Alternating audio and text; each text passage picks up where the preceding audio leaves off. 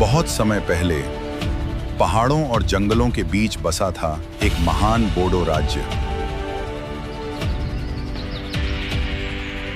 जब तक मैं इस राज्य का राजा हूं, मेरे लोगों पर कोई संकट नहीं आने दूंगा।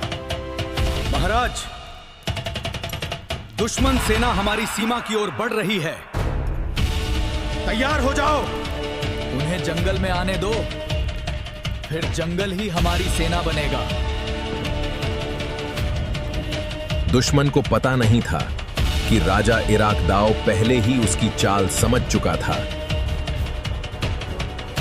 ये हमारी धरती है और इसकी रक्षा हम करेंगे।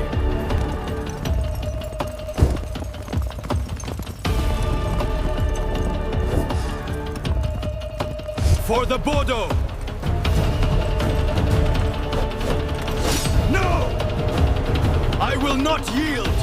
For the Bodo! Advance!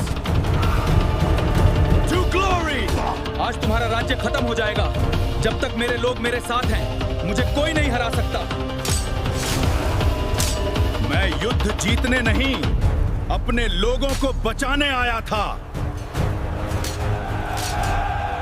सच्चा राजा वो नहीं जो सिर्फ सिंहासन पर राज करे। सच्चा राजा वो है जो अपने लोगों के दिलों पर राज करे।